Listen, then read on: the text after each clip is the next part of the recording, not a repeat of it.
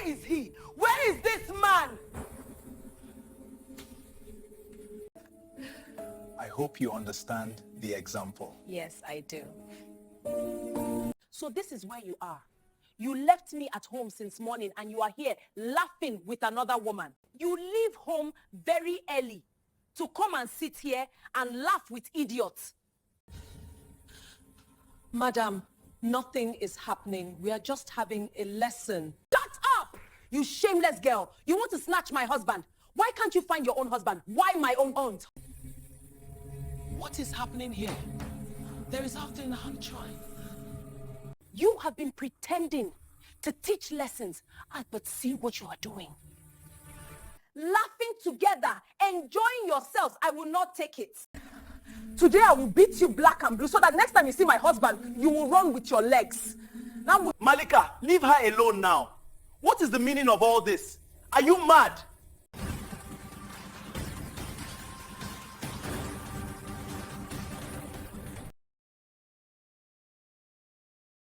Malika was a beautiful woman, the type of woman people turned their heads to look at twice. Her skin was smooth, her eyes were sharp, and her laughter was sweet when she chose to laugh.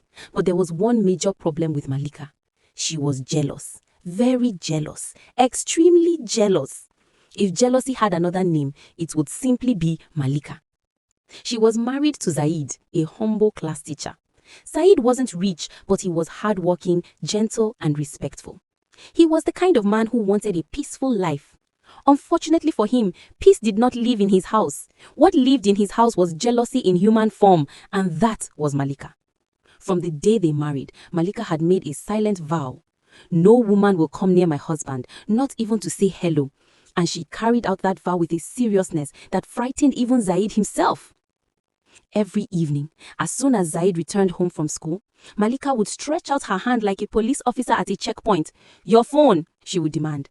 Sometimes, she didn't even greet him first. The phone was the greeting. Zaid would sigh, take off his shoes and hand it over. Malika would scroll through it like a detective, searching for evidence. She checked his WhatsApp, his call logs, his gallery, even his calculator once, because in her mind, maybe he is hiding women's names under numbers. If she saw an unfamiliar female name, her voice would rise instantly.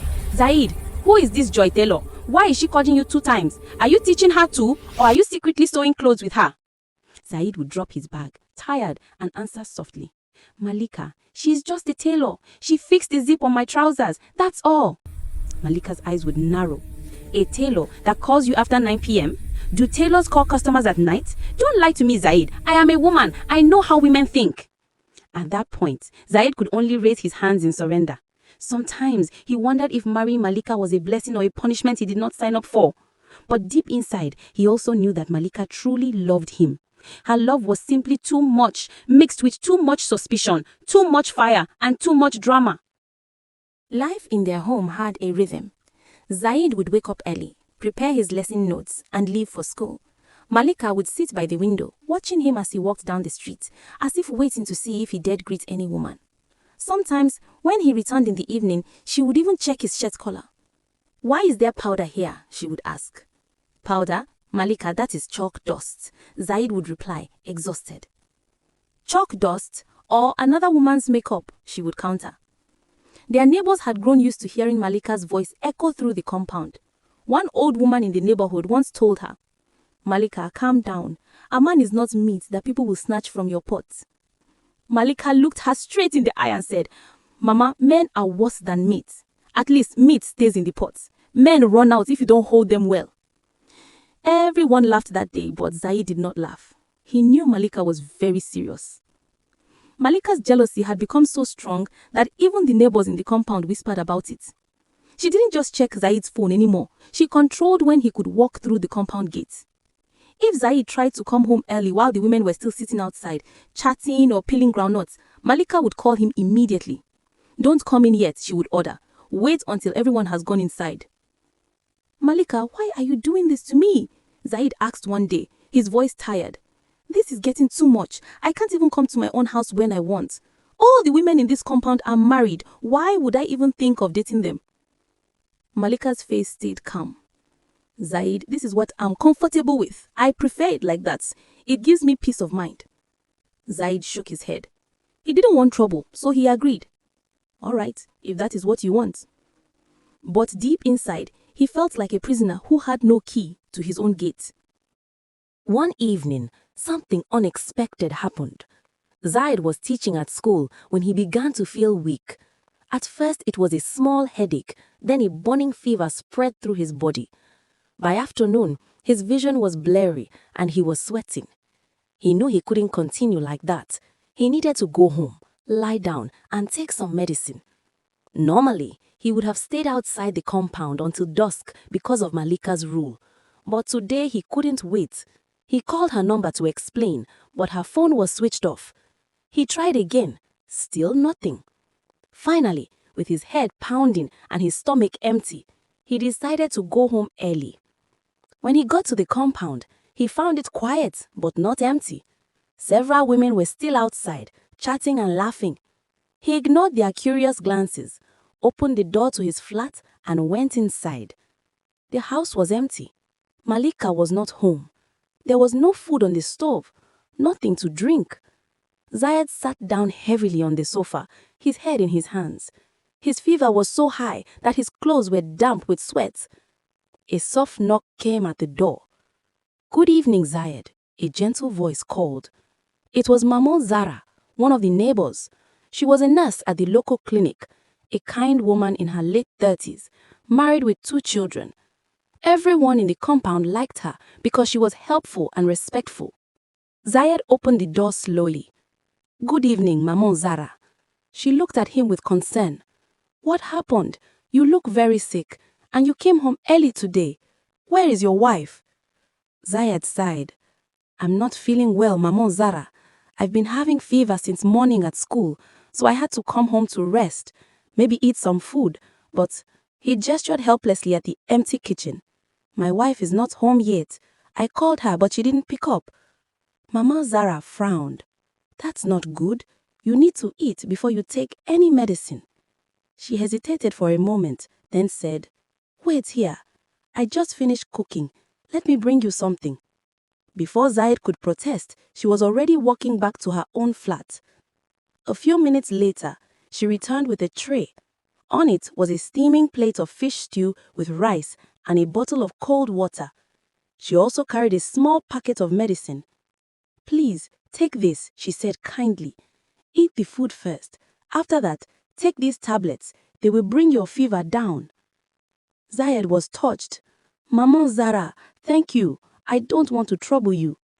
"It's not trouble," she said firmly. "Your wife is not around and you are sick. You need strength. Please eat." "Thank you very much." He ate slowly but gratefully, finishing the food. Then he swallowed the medicine with some water. "You are very kind," he said. "I don't know how to thank you." She smiled. "You don't need to thank me. It's nothing." Zaid reached into his pocket and pulled out some cash. "Please, take this for your business, just to say thank you." But Maman Zara refused. "No, I helped you because it's the right thing to do, not because of money. Please keep it." Zaid smiled faintly. "You are truly kind. May God bless you." He lay down on the sofa and closed his eyes for a few minutes. The fever medicine was already starting to work. Later, Zaid got up to thank Maman Zara properly. He stepped outside, where she was standing by her door. They spoke quietly for a moment, and she smiled politely. Then Malika came back. She was carrying a shopping bag and humming to herself. But when she entered the compound and saw her husband standing with Mama Zara, her face changed instantly. Her eyes widened. Her voice rose. "Oh my God! Oh my God! Somebody help me! Mama Zara, what are you doing with my husband? What is happening here?" Zaid blinked in confusion. "Malika, what are you?" Malika dropped her bag and ran towards them. "What are you doing at home at this time? Why are you standing with this woman? What is going on here?" Neighbors began peeking out of their windows. Some women stood up from their chairs. Children stopped playing and stared. Zaid raised his hands. "Malika, calm down. I came home early because I am sick. There was no food. Mama Zara brought me food and medicine. That is all. But Malika was already screaming, "Lies! Lies! So this is what you do when I am not around. You sneak home early to meet her. You think I don't know. I swear I will not take this." She rushed at Mama Zara, trying to push her. "You wicked woman. So you have been after my husband all this time." Mama Zara stepped back quickly, shocked. "Malika, stop. What are you saying? I only gave your husband food because he was sick. That's all. I am married too. I have my own husband. Why would I want yours?" But Malika was beyond listening. "Liar, you think I am stupid. All this time in this compound, you have been waiting for me to leave so you can see my husband. You are a very wicked woman." Zaid grabs Malika's arm, pulling her back. "Malika, stop this madness. What is wrong with you? She only helped me. She is a nurse." People began gathering. "What is happening?" someone asked. "Why is Malika shouting?" "She thinks Mama Zara is after her husband," another whispered. Mama Zara's husband came out too. He looked at his wife, then at Malika. His face was dark with anger. "Enough," he said. "My wife did nothing wrong. She only helped your husband. This insult is too much." He turned to his wife. "Pack our things. We are leaving this compound. We will not stay where we are insulted for showing kindness." Mama Zara was almost crying. "I did nothing wrong. I only helped him because he was sick." That night, Mama Zara and her husband packed their belongings. By the next morning, their flat was empty. Zaid sat on the sofa, his head in his hands, feeling ashamed and angry. Malika stood by the window, glaring at him. "So now you are sad because your girlfriend has left the compound. Continue, continue. I don't blame you. It's because I love you. That's why you treat me this way." Zaid stood up, his voice rising for the first time in months. "Malika, you are proving to me that you are a crazy woman. You are a very crazy and foolish woman. What is the meaning of this?" Malika's eyes filled with tears, but she did not back down. I know you men. You think I am stupid, but I am not." Zaid pointed at the empty flat next door. "You have driven away an innocent woman and her family because of your madness. She helped me. She fed me. She gave me medicine. And this is how you repay her?" Malika turned away, clutching her wrapper. But her heart was beating fast. She had won the battle. For the first time, Zaid felt a cold distance from his wife. He did not even want to speak to her. Life in the compound changed after that day. People looked at Malika differently. They whispered when she passed. Zaid stopped talking to the neighbors completely. He came home late, stayed quiet, and ate in silence. Malika tried to act normal, but the atmosphere in their home had changed. And deep inside her, she began to wonder, had she gone too far this time? The incident with Mama Zara should have been enough. Anyone else would have learnt their lesson, sat down quietly, and tried to rebuild peace in the marriage, but not Malika. Her jealousy had become like fire. Once it started burning, it spread everywhere. But one afternoon, something happened that reignited the storm. Zaid came home with news. He dropped his bag, wiped his forehead, and sat down. "Malika," he said, "I have been offered private lessons again." Her eyes narrowed instantly. "Private lessons? With who?" "A student," Zaid replied carefully. "A young lady named Noor. She's struggling with her exams and her parents asked me to help her. The pay is good. We need the money." Malika folded her arms, her jaw tight. Why always a woman? Why not a man? Why not a boy? Why always female students? "Malika," Zaid sighed, frustrated. "This is my work. I do not choose who needs help. Should I refuse every female student that comes my way? How do we eat then? How do we pay bills? This money is what I use to feed us in this house." But Malika's voice rose, angrily. "I don't like it. From lesson, it will turn to friendship. From friendship, it will turn to love. Then one day you will bring her into this house. I will not allow it. I am not comfortable with this lesson." Zaid clenched his fists, angrily. He was tired of this argument. "Malika, do your worst. I will take this lesson, because this is the work that keeps us alive. Please allow me." For the first time, he spoke with anger. His voice carried through the compound. Malika was shocked, but she said nothing more. Inside, however, her mind was boiling. Nodding. The next day, Zaid went to Noor's house. Noor was polite, respectful, and eager to learn. When Zaid explained things, she listened carefully, nodding. Sometimes he cracked small jokes to make her relax, and she laughed softly. To him, it was just teaching. To Noor, It was learning, nothing more. But Malika didn't believe that. Every day when Zaid came back, she asked dozens of questions. What did she wear today? Did she laugh? How close did she sit to you? Did she try to touch you? Did she smile at you more than once? Zaid shook his head. Malika, please, she is only a student. Stop this. But Malika never stopped. One afternoon, Zaid wasn't feeling well and couldn't go for the lesson. Noor, concerned, called his phone. Malika was the one who answered. Hello, Noor said politely. The moment Malika heard the female voice, her blood boiled. Who is this? She shouted. I'm sorry, Noor said quickly. I am just calling to ask why Zaid didn't come for the lesson today. I haven't heard from him. Which stupid lesson? Malika screamed. Don't pretend with me. I know you are crushing on my husband. Stay away from him. He is mine, only mine. Leave my husband alone or you will regret it. Noor froze in shock. Madam, please, I am only his student. But Malika had already caught the call, her chest heaving. When Zaid came home, she threw the phone at him. Another woman again. She even has the guts to call you on the phone. Zaid's face darkened. What did you say to her? I told her the truth, that she should leave my husband alone. Zaid's anger exploded.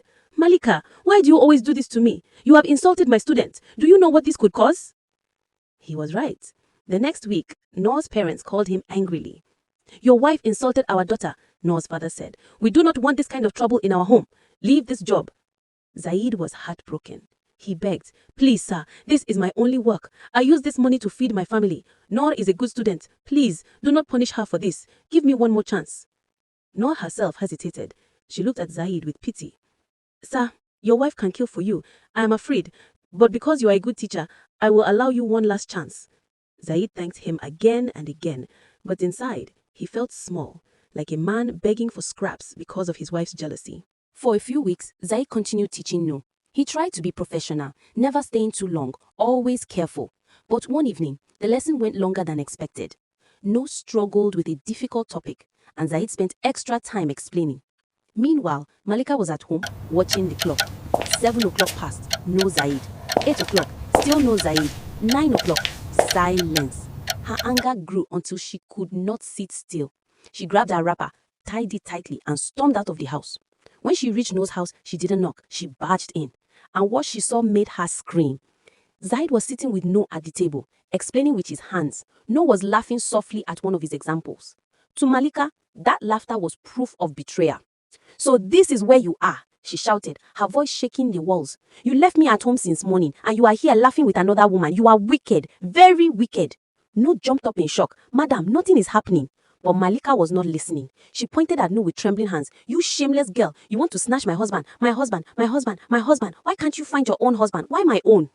Neighbors from nearby houses began rushing in. Noor's parents came running from the next room. Malika's voice grew louder. You have been pretending to teach lessons, but see what you are doing, laughing together, enjoying yourselves. I will not take it. Before anyone could stop her, Malika rushed forward and tried to slap Noor. Malika, stop, Zaid shouted, dragging his wife back. Noor's mother held her daughter, shielding her. You are embarrassing me, Zaid cried, his face red with shame. But Malika screamed louder. I swear to God, you must stop teaching this girl. I swear to God, I prefer we sit at home and die of hunger than for you to disgrace me like this. The room was chaos. Noor's father raised his voice. Enough! This lesson is over. We cannot allow this kind of madness in our home. Leave immediately. Back at home, Malika sat on the bed, her chest heaving.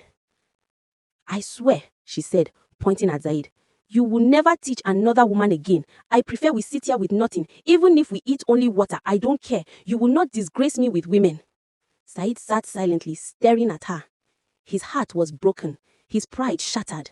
That night, he made a decision. He would no longer fight Malika's jealousy. He would let her win. But deep inside, something in him was dying.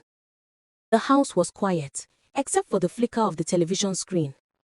Zaid sat on the sofa, watching the evening news. He had had a long day at school and only wanted to relax for a few minutes before going to bed. His phone was on the arm of the chair. It buzzed suddenly. Before Zaid could reach for it, Malika was already there. She rushed like a hawk swooping on prey, snatched the phone and answered without even looking at the screen. Hello, she snapped. There was a pause on the other end. Then a soft female voice spoke. Good evening. Please, is this Zaid's number? The sound of that woman's voice sent Malika's blood boiling instantly. "You foolish woman," she screamed into the phone. "How can you call my husband at this time of the night? How dare you?" The caller tried to speak, but Malika didn't give her the chance. "You cheap, shameless woman, why are you after my husband? Don't you know he's married? Don't you know he has a very beautiful wife? You want to destroy this marriage after all these years, Abi? You are wicked, very, very wicked." "Madam, please," the voice tried again. "Shut up," Malika roared. "By this time of the night, you are calling a married man. What do you want? What are you plotting? You think I don't know your type? I am a very wicked woman myself. If you try me, you will regret it. Leave my husband alone." Then she hung up with trembling hands, her chest heaving as if she had run a marathon. Zaid had stood up halfway through the scene. His face was pale with shock. "Malika, who did you just insult on my phone? One of your cheap girlfriends calling you at night. I have warned you." Zaid rubbed his forehead. "You don't even know who called." "I don't need to know. Any woman calling you at night is a threat." Zaid stared at her. "Malika, that was my principal."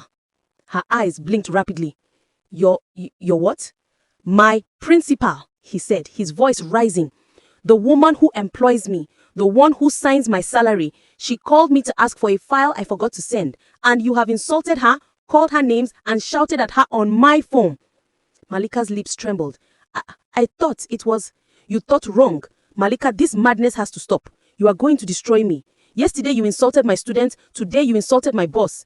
If I lose my job because of you," he pointed at her with shaking hands, "I swear this marriage will end. I will not take it." For a moment, Malika froze. She had never heard him talk like that. His voice was like a whip cutting the air. Inside, she was suddenly afraid. She loved Zaid deeply, but her jealousy had become like a sickness. What if he really left? The next morning, before Zaid left for school, Malika dressed up carefully. She tied her scarf neatly and wore her best wrapper. Her hands were trembling. When Zaid asked where she was going, she muttered, "I am going to your school." "Why?" he asked coldly. "To fix what I broke," she whispered. She walked to the school compound, her heart beating fast. When she entered the principal's office, the woman looked up with raised eyebrows. "Good morning," Malika said quickly. "Please, ma, I came to apologize." The principal sat back in her chair. "You must be Malika." "Yes, ma. Please, I am so sorry for what happened last night. I didn't know it was you. I thought it was one of those cheap women following my husband. I was wrong. Please don't sack him. He's a very good man. Please forgive me." The principal looked at her for a long time, then spoke quietly. "Sit down." Malika sat, her eyes on the floor. "Young woman," the principal said, "I can see you love your husband, but love mixed with suspicion is poison. You cannot stop a man from cheating if he wants to cheat. All these things you are doing will not change anything. It will only destroy your marriage." Malika's eyes filled with tears. "I am trying to protect what is mine." The principal sighed. "Do your work as a wife. Leave the rest to God. Trust is not weakness, it is strength." Malika sniffed, wiping her face. "Thank you, ma. Please, I beg you, don't call him at night again. If you need him, please call during the day. There are so many cheap girls out there. I am fighting them off every day." The principal smiled faintly. "I will forgive you this time because Zaid is a good teacher. But if this happens again, there will be consequences." "Thank you, ma. God bless you," Malika said, standing up. As she left the office, her head was full of thoughts. The principal's words had cut her deeply, but instead of calming her heart, they only added to her fear. That evening, Zaid returned from work. Malika ran to him, tears in her eyes. "My love," she said softly, "I went to your school. I apologized to your principal. She forgave me. Please don't be angry with me." Zaid looked at her for a long moment, then sighed. "Malika, I don't know how much more I can take. Please, this has to stop." Malika hugged him tightly. "I love you too much. That is why I fight. That is why I protect you. I cannot let any woman take you from me." Zaid said nothing. He only looked at the wall, his eyes far away. Inside him, something was breaking. After the incident with the principal, Zaid tried to keep his head down. He needed extra money to support the household, so he took another part-time job as a private lesson teacher. His new student was Maria, a brilliant but stubborn young woman studying for her exams. Maria was sharp-tongued and confident, the kind of girl who could silence a whole room with a single look. She also had a reputation for dating men older than her. She liked to test boundaries. At first, their lessons were ordinary. Zaid came twice a week, taught her mathematics and computer basics, and left quickly. But Maria was fascinated by him. She admired his gentle laughter, the way he explained topics, the way he looked serious when thinking. One afternoon after class, she smiled and said, "Sir, you always laugh nicely. You're not like other teachers." Zaid immediately felt uncomfortable. "Maria, please," he said softly. "I am your teacher. I am a married man. My wife is very jealous. Please don't call my number unnecessarily. I have your timetable. I will always come when it's time. Don't call me outside lesson hours." Maria tilted her head and smirked. "No problem, sir. I just like to check on you." "Please, Maria, don't," Zaid repeated. She nodded, but inside she was already imagining herself with him. For 2 days, Zaid did not show up for lessons. He was busy at school, and his phone battery had died. Maria became restless. She called and called but could not reach him. Finally, she decided to visit his home to find out if he was all right. It was late afternoon.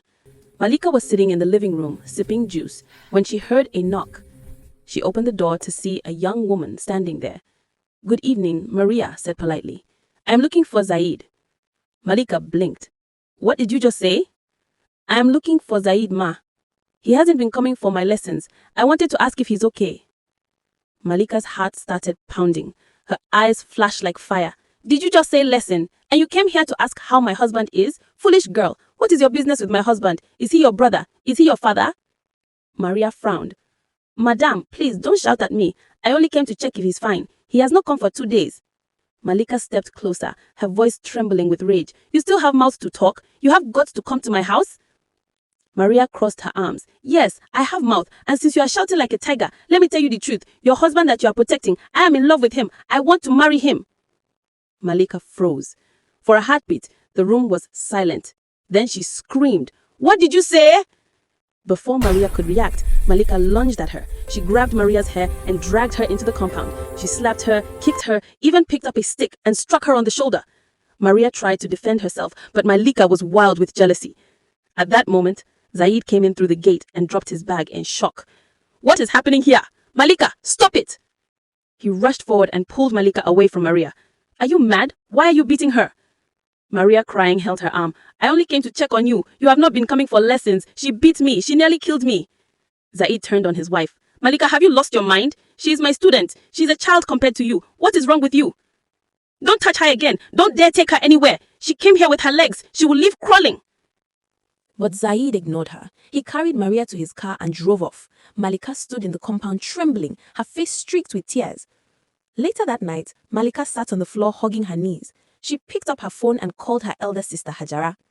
"Hajara," she cried, "can you imagine? That girl, his student, came to our house. She insulted me. She said she would marry my husband. And Zaid pushed me because of her. He carried her to the hospital. I cannot take it anymore." Hajara's voice was calm. "I told you, Malika. I warned you, but you refused to listen. My husband does not even think about other women because I handled it my own way." "What way?" Malika whispered.